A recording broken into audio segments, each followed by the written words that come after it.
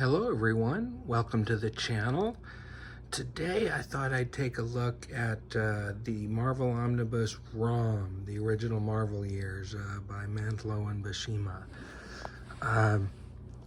ROM came along in the late 1970s.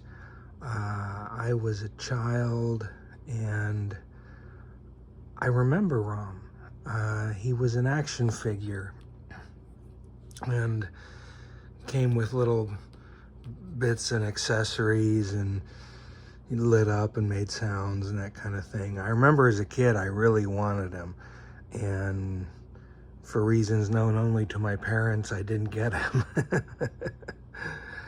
But excuse me,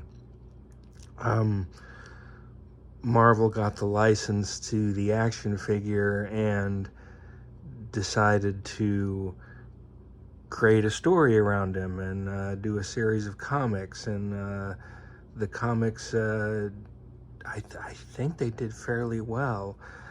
I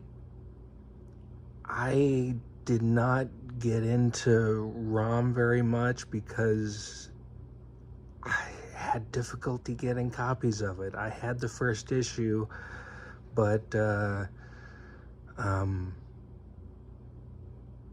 my ability to get American comics was on the Air Force base where my dad worked, because my dad was in the Air Force and we were living in England at the time. And I just don't remember seeing a lot of ROM issues, so I'm not sure what happened there. But I am not a ROM expert, so for those of you who are ROM fans, please forgive me that this is not something that I'm as familiar with as I am maybe some of the other superheroes. But I was pleased that they put out an omnibus, and I wanted to catch up and reminisce about some of these issues that I never got to read at the time. So it's nice that Marvel did that. Here's the front cover. If there's any alternate variant covers, I don't know what they are. So this is what I got sent, and by sent I mean I bought this myself. So I don't get sent any books by Marvel or anything like that. These are all my own opinions. It contains ROM 1 through 29 and Power Man and Iron Fist number 73. So that's what's on the back there. You know, for an omnibus, it's kind of skinny. I don't know why they didn't put some more issues in there and make it a little bigger, but maybe they wanted to sell more omnibuses, I don't know. But once you take the dust jacket off, it's still the same artwork that's on the dust jacket, so there's no difference there.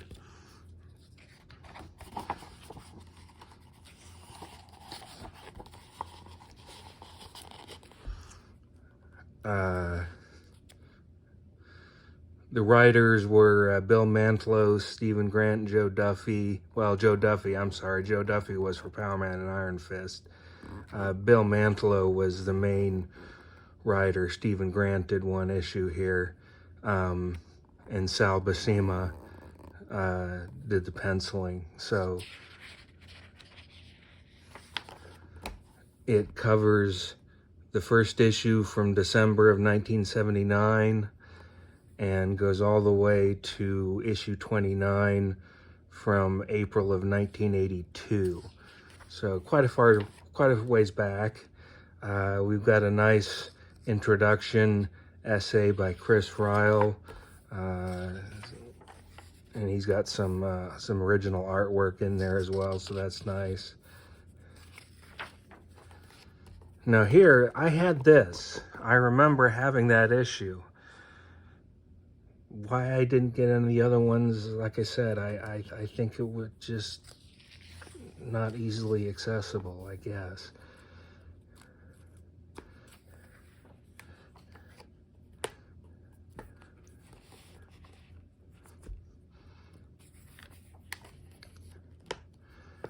Did any of you have ROM, the action figure?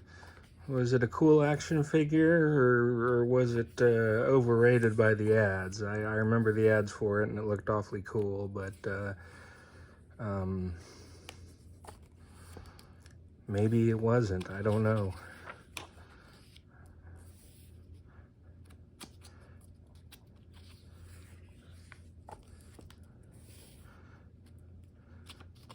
I don't remember seeing the action figure in England, so I'm assuming it was an American action figure only.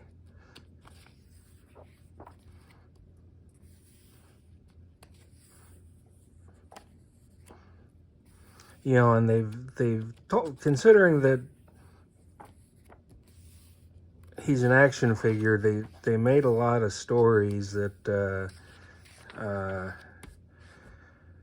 just out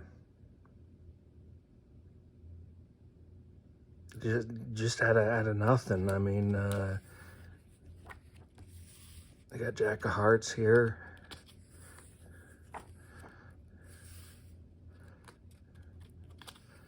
So I don't think they had anything to work with. I think they just had to really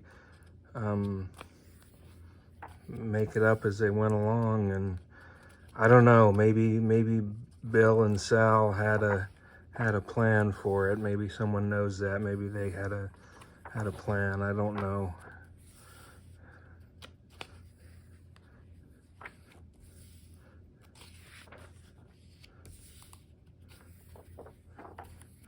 It was surprising to see that they'd even done an omnibus on ROM, because I didn't know there's Colossus and Nightcrawler. I didn't think that ROM would be that popular, especially when I've seen that they've got more omnibuses coming out of ROM. I used to love these Mighty Marvel checklists. You could look at your the comics that were coming out that month and get a brief introduction as to what that issue was about.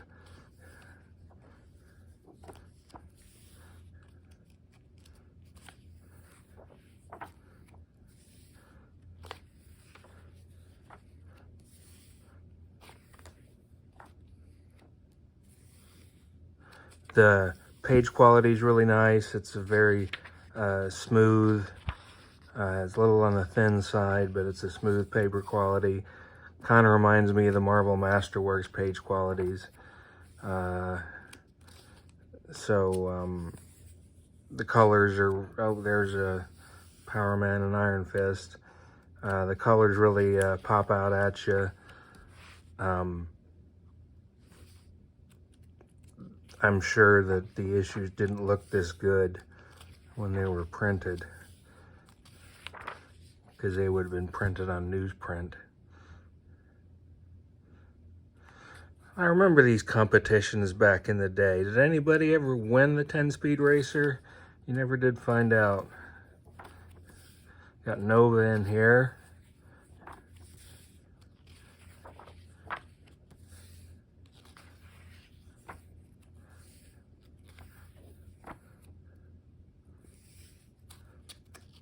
Galactus is there. Galactus makes an appearance with ROM. There he is. So that's cool. We got Galactus in here. Now, are there any extras?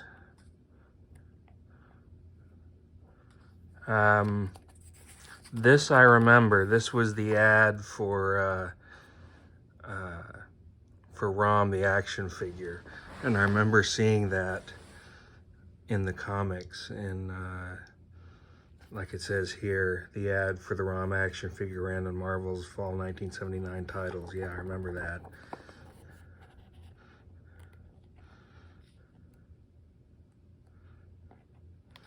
Got some original art.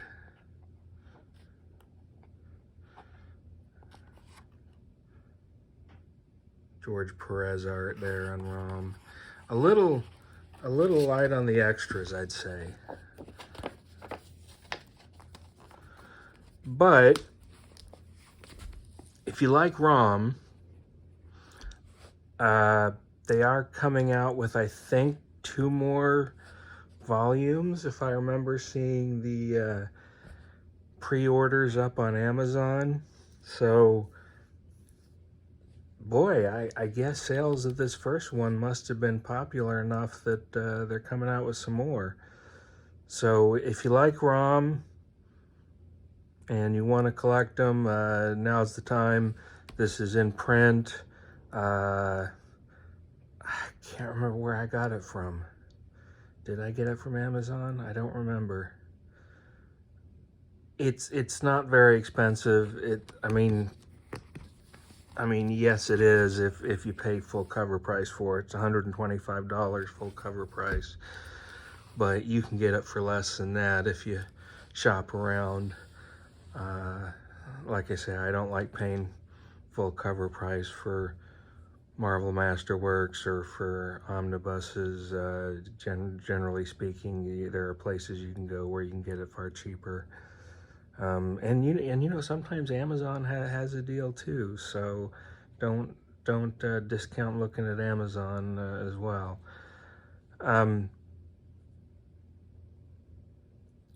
I don't know if I'm going to collect the other editions or not. I'm going to go through this one and see how much I enjoyed it to see whether I want to continue. But it's, you know, I love that cover, and it brings back some memories of the 1970s and into the early 80s. So if you like ROM, this is obviously a must-have for you. So I appreciate you watching, and thank you for taking your time to go through this with me, and I'll see you again real soon. Thanks. Bye.